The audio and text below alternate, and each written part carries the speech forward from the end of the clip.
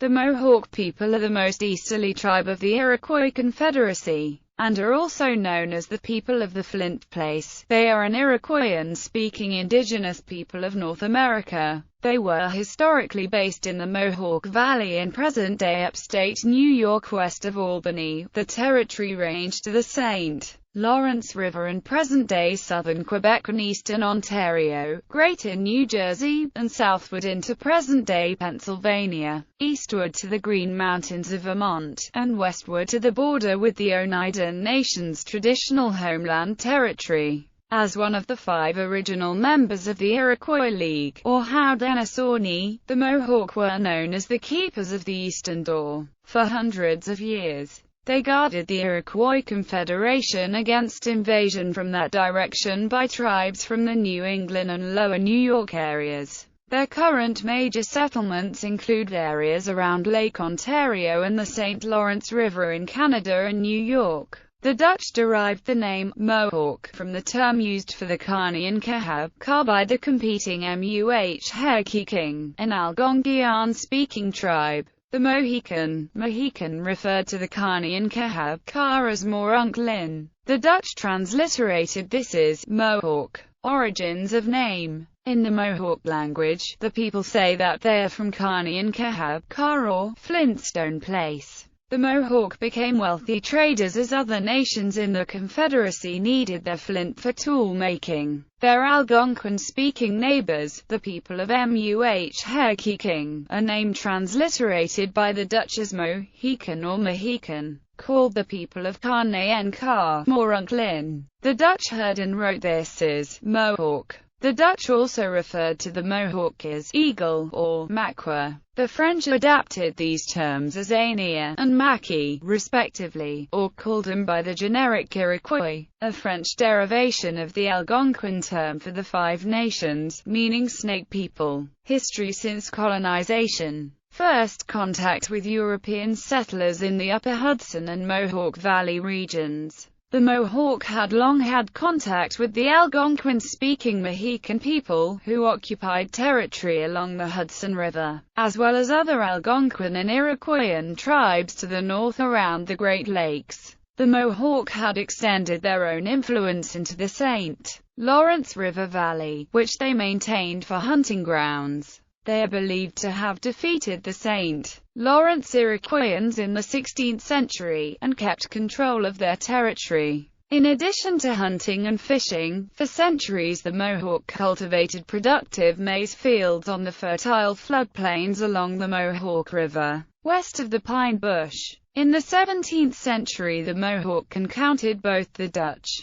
who went up the Hudson River and established a trading post in 1614 at the confluence of the Mohawk and Hudson Rivers, and the French, who came south into their territory from New France. The Dutch were primarily merchants and the French also conducted fur trading. Their Jesuit missionaries were active among First Nations and Native Americans, seeking converts to Catholicism. In 1614, the Dutch opened a trading post at Fort Nassau, New Netherland. The Dutch initially traded for furs with the local Mohican, who occupied the territory along the Hudson River. Following a raid in 1626 when the Mohawk resettled along the south side of the Mohawk River, in 1628, they mounted an attack against the Mohican, pushing him back to the area of present-day Connecticut. The people of Carney-and-Ka gained a near monopoly in the fur trade with the Dutch by prohibiting the nearby Algonquin-speaking tribes to the north or east to trade with them, but did not entirely control this. European contact resulted in a devastating smallpox epidemic among the Mohawk in 1635. This reduced their population by 63%, from 7,740 to 2,830, as they had no immunity to the new disease. By 1642 they had regrouped from 4 into 3 villages, recorded by Catholic missionary priest Isaac Jogues in 1642 as Osenanon and Agaran, and Tianontogwen, all along the south side of the Mohawk River from east to west. These were recorded by speakers of other languages with different spellings, and historians have struggled to reconcile various accounts. as well as to align them with archaeological studies of the areas. For instance, Johannes Megapolensis, a Dutch minister, recorded the speaking of the same three villages as Asere, Banagiro, and Thenondiogo, while the Dutch later established settlements in present-day Schenectady and Schoharie, further west in the Mohawk Valley. Merchants in Fort Nassau continued to control the fur trading. Schenectady was established essentially as a farming settlement, where Dutch took over some of the former Mohawk maize fields. Through trading, the Mohawk and Dutch became allies of a kind. During their alliance, the Mohawks allowed a Dutch Protestant missionary, John Megapolensis, to come into their tribe and teach the Christian message. While he noted their ritual of torture of captives, he recognized that their society had few killings, especially compared to the Netherlands of that period. The trading relations between the Mohawk and Dutch helped them maintain peace even during the periods of Kieft's War and the Esopus Wars, when the Dutch fought localized battles with other tribes. In addition, Dutch trade partners equipped the Mohawk with guns to fight against other First Nations who were allied with the French, including the Ojibwa, Huron-Wendat, and Algonquin. In 1645 the Mohawk made peace for a time with the French, who were trying to keep a piece of the fur trade. During the Pequot War, the Pequot and other Algonquin Indians of coastal New England sought an alliance with the Mohawk against English colonists of that region. Disrupted by their losses to smallpox, the Mohawk refused the alliance. They killed the Pequot sachem Sassacus, who had come to them for refuge. In the winter of 1651, the Mohawk attacked to the southeast and overwhelmed Algonquins in the coastal areas. They took between 500 to 600 captives. In 1664, the Pequot of New England killed a Mohawk ambassador, starting a war that resulted in the destruction of the Pequot. As the English and their allies in New England entered the conflict, trying to suppress the Native Americans, the Mohawk also attacked other members of the Pequot Confederacy, in a war that lasted until 1671. In 1666, the French attacked the Mohawk in the central New York area, burning the three Mohawk villages south of the river and their stored food supply. One of the conditions of the peace was that the Mohawk accept Jesuit missionaries. Beginning in 1669, missionaries attempted to convert Mohawk to Christianity, operating a mission near Aurysville, New York until 1684, when the Mohawk destroyed it, killing several priests. Over time, some converted Mohawk relocated to Jesuit mission villages established south of Montreal in the early 1700s. Kanawake and Kanasatake. These Mohawk were joined by members of other tribes but dominated the settlements by number. Many converted to Roman Catholicism. In the 1740s, Mohawk and French set up another village upriver, which is known as Aquisorn. It spans the St. Lawrence River and present-day international boundaries to New York, United States, where it is known as the St. Regis Reservation. One of the most famous converts to Catholicism during the French colonial period was Catri Tekakwitha, born at Osernanon in the late 1650s. She was known for her faith and a shrine was built to her in New York. In the late 20th century, she was beatified and was canonized in October 2012 as the first Native American Catholic saint. She is also recognized by the Episcopal and Lutheran churches. After the fall of New Netherland to England in 1649, the Mohawk in New York traded with the English and sometimes acted as their allies. During King Philip's War, Metacom, sachem of the warring Wampanoag Pokanoket, decided to winter with his warriors near Albany in 1675. Encouraged by the English, the Mohawk attacked and killed all but 40 of the 400 Pokanoket. From the 1690s, Protestant missionaries sought to convert the Mohawk in the New York colony. Many were baptized with English surnames, while others were given both first and surnames in English. During the late 17th and early 18th centuries, The Mohawk and Algonquin and Abenaki tribes in New England were involved in raids conducted by the French and English against each other's settlements during Queen Anne's War and other conflicts. They conducted a growing trade in captives, holding them for ransom. Neither of the colonial governments generally negotiated for common captives, and it was up to local European communities to raise funds to ransom their residents. In some cases, French and Abenaki raiders transported captives from New England to Montreal and the Mohawk mission villages. The Mohawk at Kanawake adopted numerous young women and children to add to their own members, having suffered losses to disease and warfare. For instance, among them were numerous survivors of the more than 100 captives taken in the Deerfield raid in western Massachusetts. The minister of Deerfield was ransomed and returned to Massachusetts,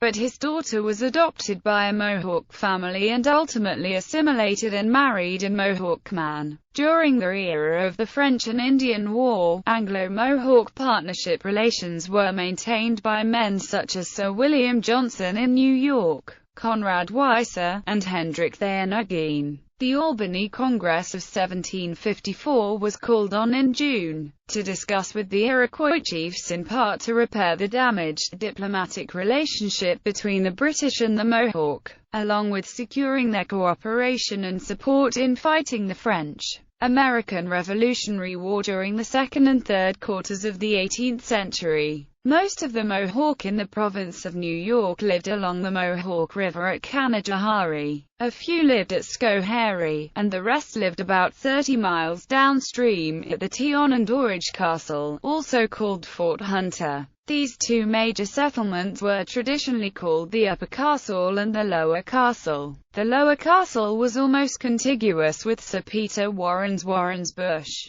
Sir William Johnson, the British Superintendent of Indian Affairs, built his first house on the north bank of the Mohawk River almost opposite Warren's Bush and established the settlement of Johnstown. The Mohawk were among the 4 Iroquois tribes that allied with the British during the American Revolutionary War. They had a long trading relationship with the British and hoped to gain support to prohibit colonists encroaching into their territory in the Mohawk Valley. Joseph Brant acted as a war chief and successfully led raids against British and ethnic German colonists in the Mohawk Valley, who had been given land by the British administration near the rapids at present-day Little Falls, New York. A few prominent Mohawk, such as the sachem Little Abraham at Fort Hunter, remained neutral throughout the war. Joseph Louis Cook, a veteran of the French and Indian War and ally of the rebels, offered his services to the Americans,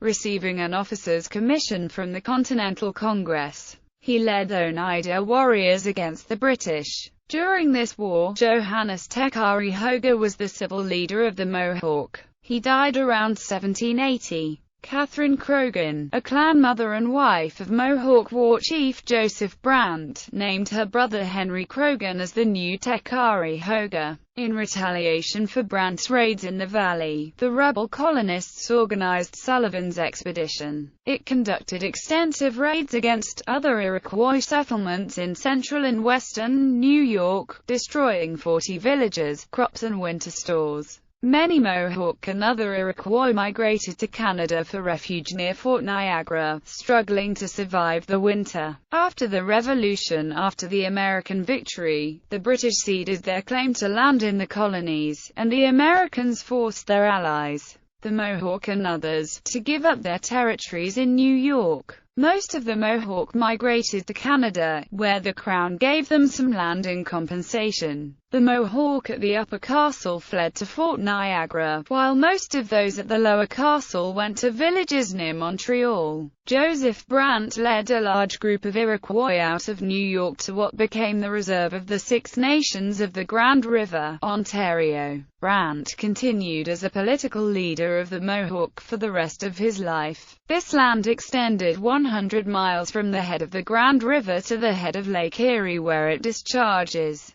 Another Mohawk war chief, John D. Cironto, led a group of Mohawk to the Bay of Quinte. Other Mohawks settled in the vicinity of Montreal and upriver, joining the established communities at Carnawake, Canasatake, and Aquisaughn. On November 11, 1794, representatives of the Mohawks signed the Treaty of Canandaigua with the United States, which allowed them to own land there. The Mohawk fought as allies of the British against the United States in the War of 1812. 20th century to present. The Mohawk have organized for more sovereignty at their reserves in Canada, pressing for authority over their people and lands. Tensions with the Quebec provincial and national governments have been strained during certain protests. In 1993, a group of Aquisaughn Mohawk purchased 322 acres of land in the town of Palatine in Montgomery County,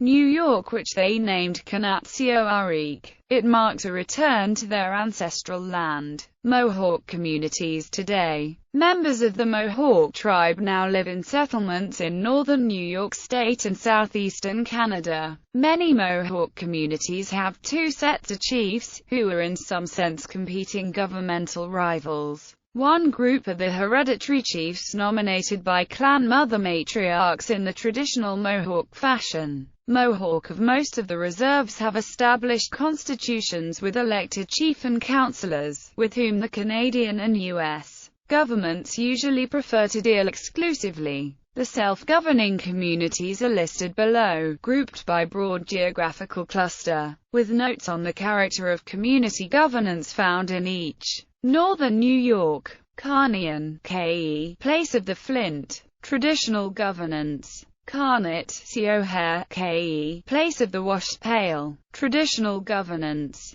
Along the St. Lawrence, Indiana, Quebec, Aquisaughn, where the partridge drums, traditional governance, band, tribal elections. Kanawha, K.E., on the Rapids, Canada, traditional governance, band, tribal elections. Carnesata, K.E., where the snow crust is, Canada, traditional governance, band, tribal elections. Southern Ontario, Kenta, K.E., on the Bay, traditional governance, band, tribal elections. Wata, Maple Tree, traditional governance, band, tribal elections. OHSWE Acute, Ken, traditional governance, band, tribal elections. The Mohawk form the majority of the population of this Iroquois Six Nations Reserve. There are also Mohawk Orange Lodges in Canada. Given increased activism for land claims, a rise in tribal revenues due to establishment of gaming on certain reserves or reservations, competing leadership, traditional government jurisdiction, issues of taxation, and the Indian Act, Mohawk communities have been dealing with considerable internal conflicts since the late 20th century. Mohawk iron and steel workers in New York Mohawk came from Carnawake and other reserves to work in the construction industry in New York City in the early through the mid-20th century. They had also worked in construction in Quebec. The men were iron and steel workers who helped build bridges and skyscrapers. They worked from the 1930s to the 1970s on special labor contracts as specialists and participated in building the Empire State Building. The construction companies found that the Mohawk iron workers did not fear heights or dangerous conditions. Their contracts offered lower than average wages to the First Nations people and limited labor union membership.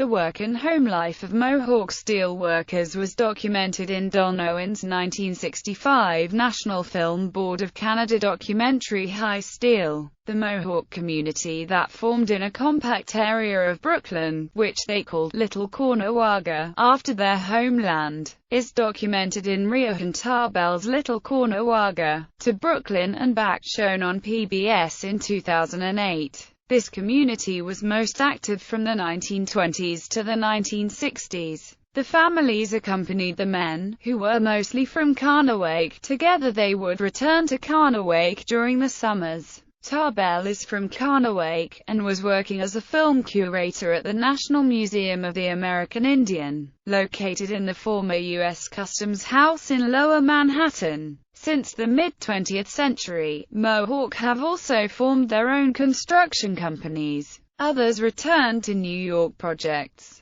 Approximately 200 Mohawk iron workers participated in rebuilding the One World Trade Center in Lower Manhattan. They typically drive the 360 miles from the Kahnawake Reserve on the St. Lawrence River in Quebec to work the week in Lower Manhattan, and then return on the weekend to be with their families. A selection of portraits of these Mohawk iron workers were featured in an online photo essay for Time magazine in September 2012.